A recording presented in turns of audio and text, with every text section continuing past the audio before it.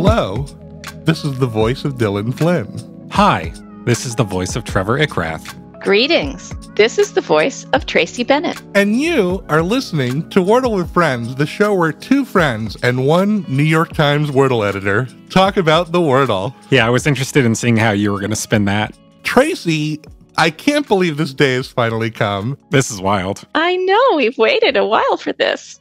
I feel like we've developed a parasocial relationship with you via your job editing the Wordle. Yes. You've certainly been a presence that has been felt across this show, and it's unreal to have you here in the flesh. I have been following your show. Really? I'm all caught up. Yes. Now, what does that mean? You listen to the show on like a regular basis?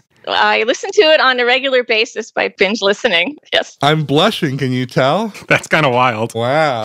You haven't done anything to like screw with our heads, have you? Like, oh, they played that word, I'm going to make that a solve. No, I haven't. I've actually planned pretty far in advance. So all the words that you're solving now, I thought about 6 weeks ago. Yeah, you're a consummate professional. Tracy, I think the biggest thing that all of our listeners are, I'm sure, eager to know, I know I am, what is your favorite show on A&E?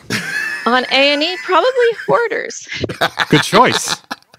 Yeah, I mean, that's the gold standard, right? I had a feeling you were going to ask that question, so I was ready. Wow. That's the important stuff out of the way. I guess before we get into talking about your stint as the Wordle editor so far, we both wanted to ask you about your history with Wordle as a player. Oh, okay. So yeah, like most people, I was starting to become aware of it when people were posting their scores. Just as it was starting to get from like 300 users to like 90,000 users, so early on. The board sharing really was kind of what made the whole thing catch fire. Maybe you don't see it quite as much as in the early days, but that was like really what made the whole thing viral. Yeah, that was a huge era. I still remember like looking at Twitter and being like, what are these squares? Exactly. And then when you find out, it's very addictive. I'd love to get a picture of kind of your character as a Wordle player. Have you ever X'd out of a Wordle game? I have, probably 3 times, not a lot, but you've broken your streak a couple of times. Do you remember what the words were? I actually don't remember the words. That's good. Forgive and forget. I'm really casual, and I'm not very competitive as a person. You can't let the game live in your head like that. You gotta release each one. What about a hole-in-one? You ever get a hole-in-one? I have not. Well, I mean, I probably could now. Oh, yeah. Well, every day. To be honest, I actually don't remember the words that I set up 6 weeks ago, so I can still kind of play the game. Wow. But there's a data bank that's much shorter than everybody else has. When you were playing regularly, did you ever use like a standard or repeat opening every day? I know that's like pretty common. No, the opposite. I'm very whimsical. Good. Just like you guys do when you start. You have some kind of word in your mind that's thematic for that day, and so you use it. Sure, yeah. Just got to go with your gut. What about hard mode versus normal mode? Oh, hard. As soon as I discovered there was a hard mode, that was all about hard mode. Yeah, real gamer shit. Yeah. It's kind of arguable, though, right? It's not a misnomer, but is hard mode like really the accurate description? Because it will prevent you from making certain mistakes that normal mode will just let you make, you know? Yeah. I don't know what to say to that. Maybe you do this now because you can't really play the Wordle anymore. Do you ever play like any of the Wordle wannabes like Quordle or Framed or Worldle? For a while I played Worldle. Yeah. Because I wanted to learn about geography, and it really was helpful. So does any part of you, though, now that you've taken on this new role with the puzzle, like grieve the relationship you used to have with the Wordle before you became sort of its master? Yeah, definitely. I mean, I really can't play it. Everybody else has that experience, and I don't, except on a kind of experimental level. It reminds me a little bit of who was it? Al Worden, who was alone on the spaceship orbiting the moon. Yeah, when the other two guys went down. Yeah, became the most remote human in the world. You're in this like uniquely lonely position as the only person who truly can't play the Wordle. Yeah. It is that surreal for me. The two loneliest people in human history. Yeah. Yeah, that guy on the moon and Tracy Bennett. I bet he would have been a great wordler. I bet he wished he had something like that to keep him busy up there.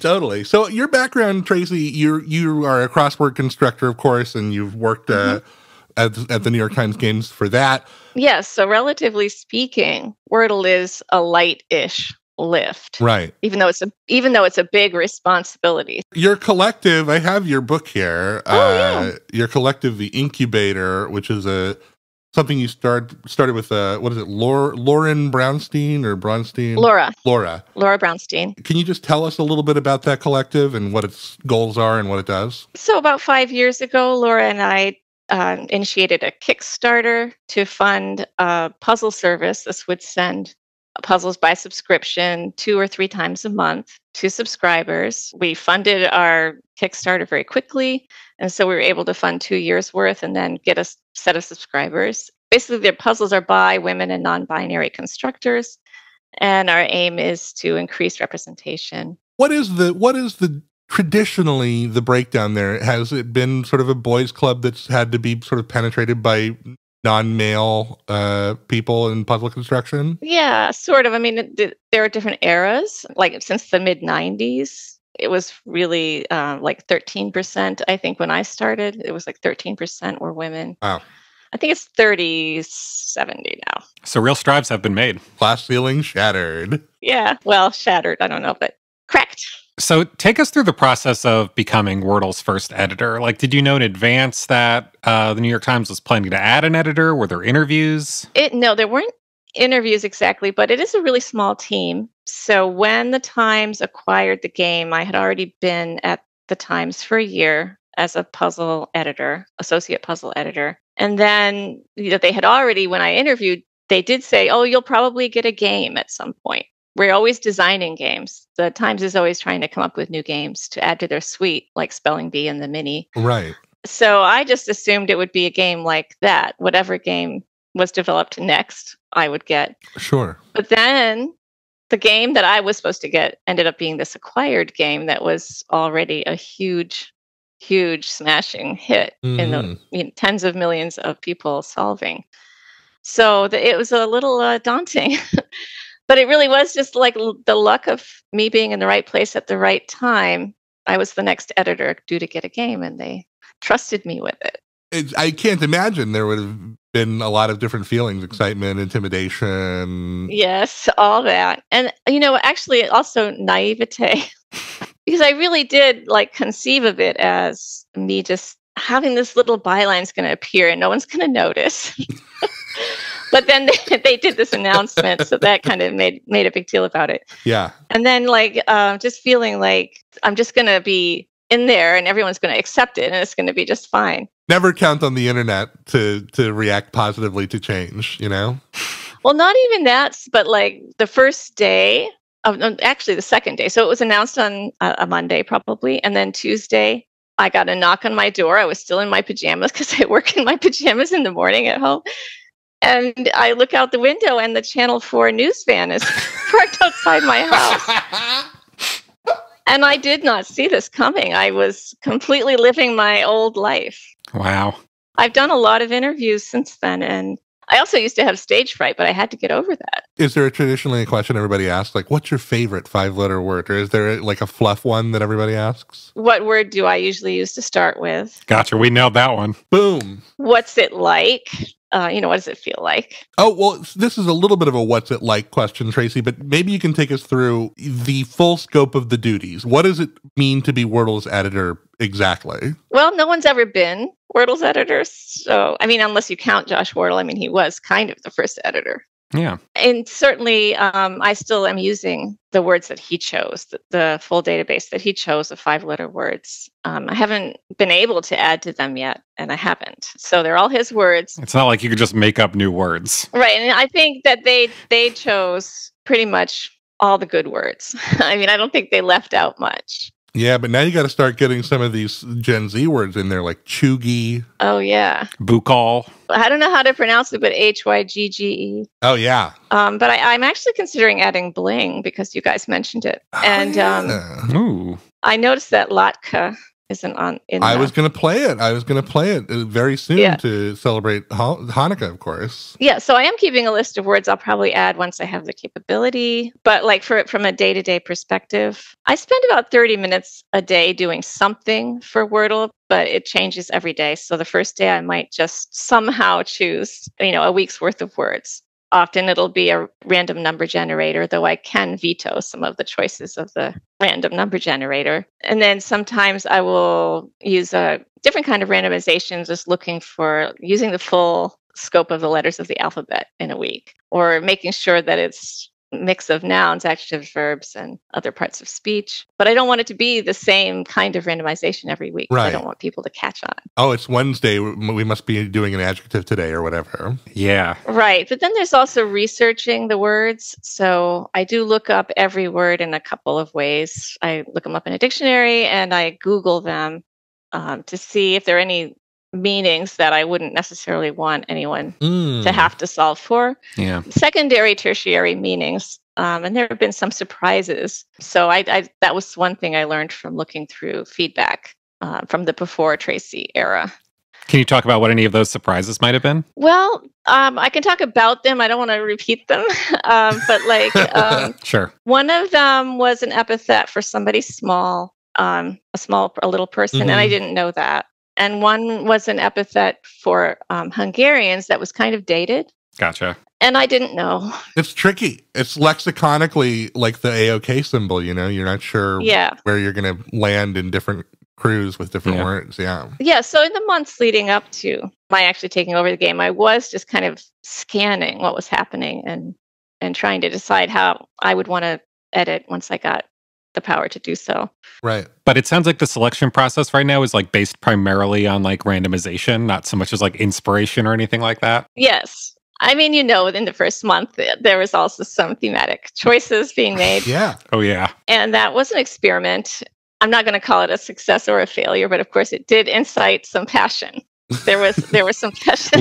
We were both pretty amused reading all that feedback when those words dropped. We sure were. I feel like we were purely on team Tracy Bennett as well. It seemed, for the purposes of our show, like the more of a human connection with the Wordle we have, the better. Yeah. And then I guess for other people, the fact that I saw somebody going like, I got a hole in one and I'm mad about it.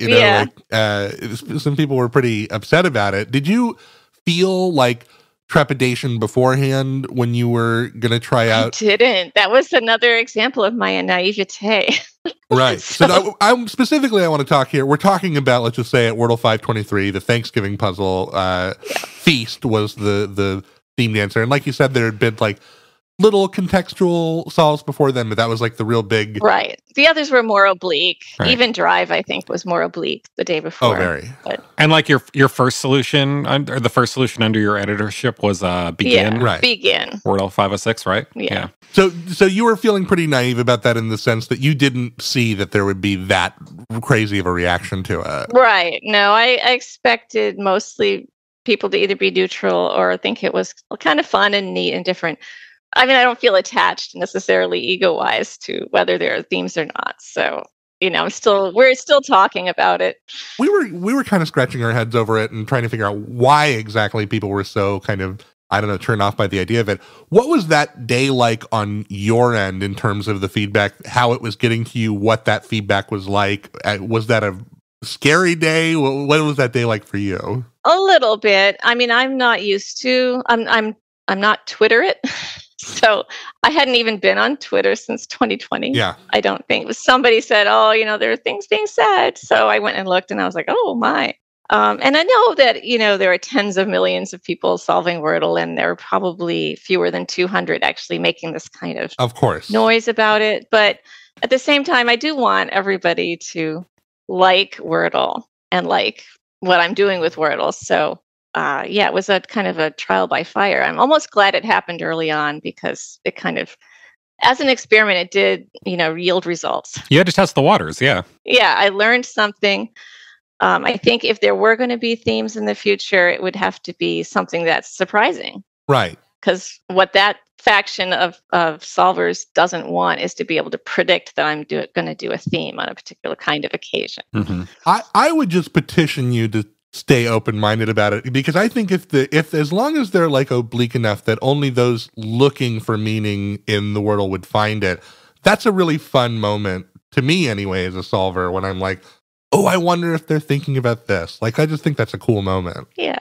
So you have that public response. Do you get any feedback from friends and family who do the puzzle? Yeah, I mean, people will sometimes shake their fist at me in texts, like this, I didn't get this one, or it was supposed to be this, you should have made it this. I get a lot of suggestions for words to add to the list or to run. I think Tracy, if we were friends, I would be texting you like every day, like, hey, you should make this to solve. And you would just be like, okay. I have written down every word that you both have mentioned in previous podcasts. Oh my gosh. Wow. If we get a good one, maybe it goes into the Tracy notebook of possibilities. That's an exciting moment. The power that I feel like I'm wielding. Yeah. So, like, were you in some family and friend Wordle group texts before you became? No, I'm actually like very solitary in my puzzling style. I like to solve crossword puzzles by myself, and I'm not even online that much. So good for you. These devices are trapping us. I was doing one of your crosswords. Most of these are from other creators, but there was one that's true that you and your co-founder did together, where it was like a Rebus themed one.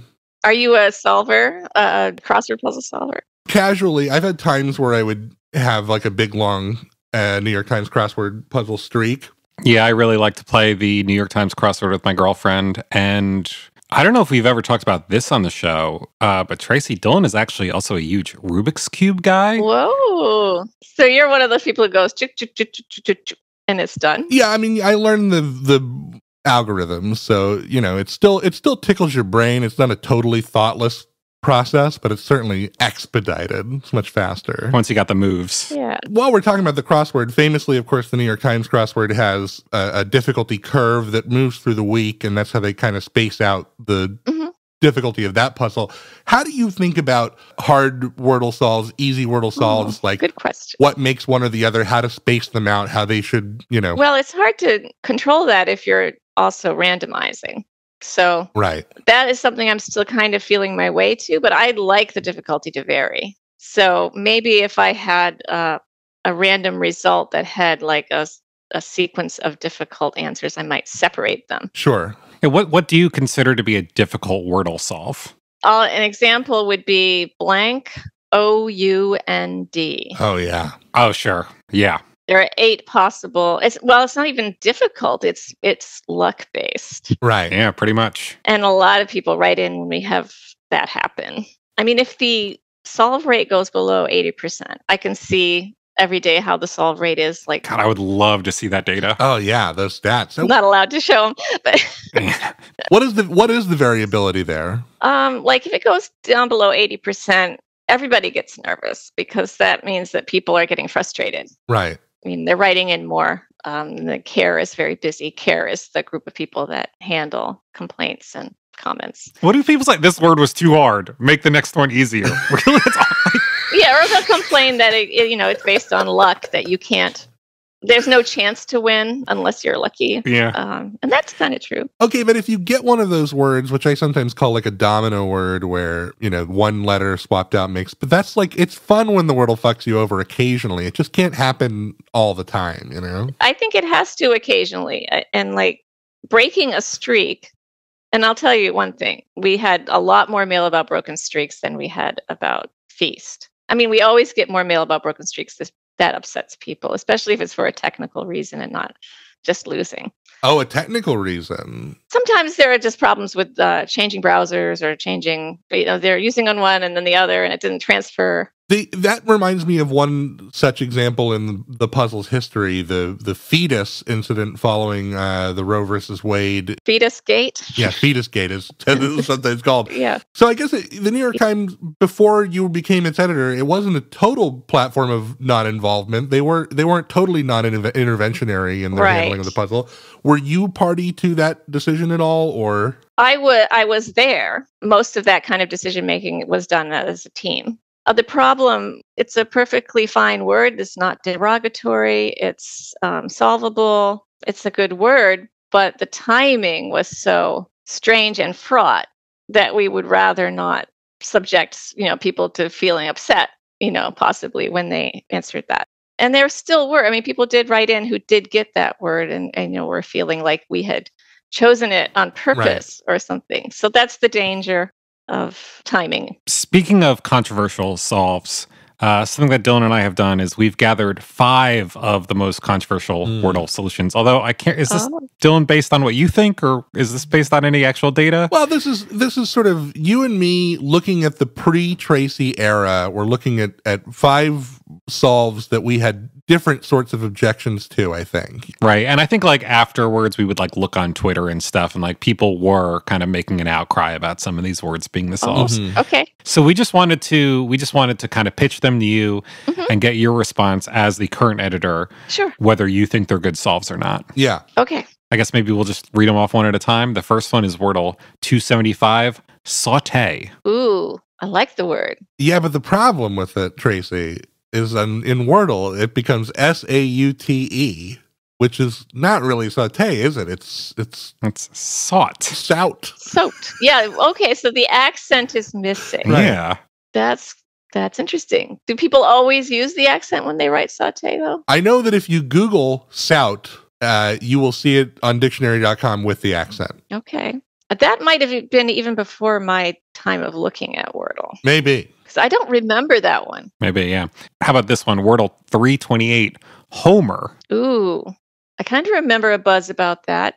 So is it because it's so American, the concept? Yeah, I think our objection was like, is it slang? Oh. Yeah. Is that baseball jargon rather than like common usage word? I feel like it's really familiar in the States. Sure, yeah. But this is a global game. That's a good point. So you do have to worry about your color versus color with a U situation. I actually removed all the humor, vigor, rigor. Smart move. Globalize it. Yes. So I'm kind of not answering whether I would choose it or not. That's fair. Maybe you can give a more definitive statement on Wordle 399, midge. Which we did discuss obliquely. That was the one.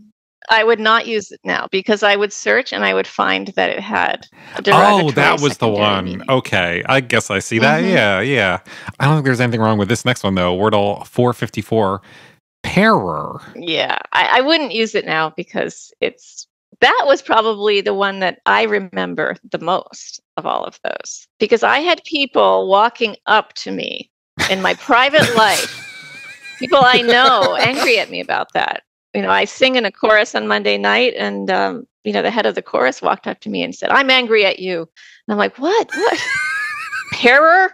Right, but wasn't that before? That was 454. You weren't even in charge, were you? Yeah, no. I mean, they people who knew me knew that I was going to be taking on the game, Gotcha. that I was doing things behind the scenes. That's a tough one because you got a double letter and it's a weird tense, a weird usage anyway. Yeah, it's a really unfamiliar word. I mean, I think of it as a peeler, a vegetable peeler. Yeah. Mm-hmm.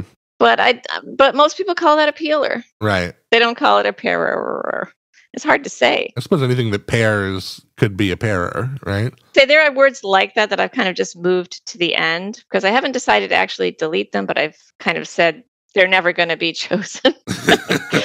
And then there are others that I've actually deleted one word that isn't like for derogatory reasons. And that was, it looks like kaput, but it's actually CAPUT. Ooh, yeah. I didn't recognize it. Yeah, can't say I've ever seen that in the wild. What is it's apparently a Latin word meaning head. I've just Googled it. Wow. Yeah. Josh must have thought it was okay. I guess so. Who knows what he was thinking. He showed that list to his girlfriend and she was like, I know that word. This one I remember being so befuddled by at the time. Wordle 457, so pretty shortly after pair, was trice. Ooh. Trice, which I think means like in a hurry, right? Did I actually choose that one or is that before my era? That's before you. Because I like that one. You like it? Like she ran up the stairs in a trice. In a trice. I don't know. To me, it read like, I wonder if Josh Warnell was thinking about that, or if he was thinking about thrice or twice and getting him stuck in his, like, mixed up in his head. You know what I mean? Oh. Well, I mean, I like the word, so I probably would have kept it. Cool. For the most part, your editorship has been a huge relief for us as people who are, like, obligated to be stuck with the puzzle until it's solved. There's, like, a real safety in knowing that we're no longer at risk for, like, the really iffy solves of the pre-editor era. But I don't want to give you a complete pass. I want to take one Tracy word and have you speak on it. Okay. Wordle 534, woken. I'd love to talk to you about woken. Oh, I listened to that one. I was like, oh, they're going to ask me about that one. Well, I mean, that was one of the randomly chosen words. And I did actually sit on that for a minute and think, are people going to know this word? Are people going to like this word? Right. It's a little odd because it's not awoken. Mm-hmm. So I guess it's kind of a weird conjugation of that verb. Yeah, I think that's exactly what we said on the app. Yeah, I mean, I can't defend it, except that I might have been irritated by the criticism of themed words and been over randomizing. Sure. But like, say it, you don't like themes? Well, here you go. When Trevor on that episode said he was woken up, I was like, okay, yeah. I mean, that's like, that gets just across the plate, you know? Yeah. It definitely felt more algorithmic than the average Tracy word, in my opinion. I can tell you one thing, that editors are still needed. An editor is still needed, even if you randomize. Mm-hmm. I actually randomized a couple weeks ago. I did so every word has a number associated with it. So I did a random number generation. And the first 3 words that came up were grope, gonad, minor. In that order. Oh, no. What a trio. And I'm like, well, I'm not going to use any of these actually right now. I'm just going to. I've had moments on the show where grope was a legal and potentially good strategic play, and I've forgone it just because I'm like, that's such a bad vibe. I'm not going to play it. It is. It's a bad vibe. I don't know if either of us have ever played gonad, though. I'll do it right now. Put a Wordle board in front of me. I'll do it. I don't care. What about, is there something, do you ever feel like any dread or any anxiety knowing that 5-letter English words are a finite resource and that every time you pick one, your pool of answers shrinks by one, and that like eventually it will become a smaller and smaller group to pick from? That's interesting that you asked, because I actually was tossing and turning last night, and this occurred to me that like you get to a halfway point in your solves and then you're diminishing the number of words left. Right. I feel like, well, at some point, I think we do have to put the old words back in. Yeah. Put them back in the mix and stir the pot. Sure. Flip back over again, right? Wordle round 2. Or go on to 6-letter words. Yeah, 6-letter words would also be very interesting. Ugh. I wonder if there's something about 5 letters, though, that just, like, maybe Josh considered this. You know, he was like, 4 letters, 6 letters, let me do the analyses. There's something perfect about the 5-letter word that just makes it ideal for this puzzle. Right. I think just like a weekend Wordle would be cool, where it is a little bit harder. Sure. Or a little bigger, or maybe it's themed, and then like people who don't like themes don't have to play. That Something for all the weekend Wordlers out there.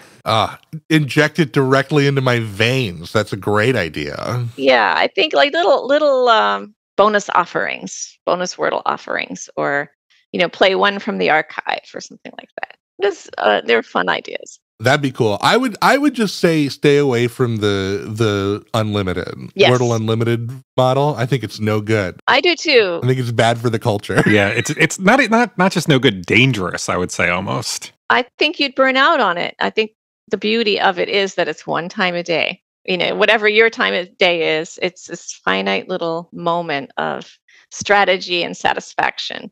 And if you like repeat that over and over again, it loses its magic. Or, there's those other cases where it doesn't lose its magic. People don't burn out. They just sit there doing it forever until they waste away. There's nothing left. Which is that's its own nightmare scenario, right? Hey, this interview wasn't a nightmare scenario, though. I thought this has been a great time. Thank you. Thanks for having me on. Are you going to solve in front of me, or? Do you want? Oh, we totally can. We could do that. Oh my gosh. We could totally do that right now. Do you want to do it? Yeah. We're going to end our interview with Tracy Bennett there in that surprising turn of events. Yeah, what an exciting cliffhanger, right? I did not expect that to happen at all, but what I especially didn't expect was for Tracy Bennett to be such a gracious, warm, lovely presence to have on the show, and to learn that she listens to the fucking show. That's awesome. Truly crazy. But hey, if you're listening to the show and you want to learn more about Tracy Bennett, go look up The Incubator, INKUBATOR, to learn all about her cool crossword collective and keep playing the Wordle, which she works so hard on, and support her. Hey, speaking of doing the Wordle, we're going to do that right now. I'll save you all the email spiel for, the proper episode, but go listen to that. Until then, I've been Trevor Ickrath. I've been Dylan Flynn. And we'll see you here next time on the show where friend is a 5-letter word.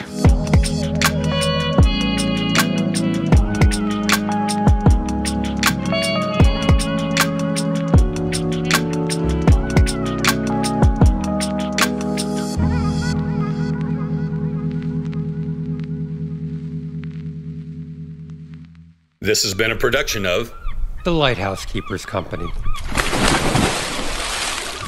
Culture illuminated.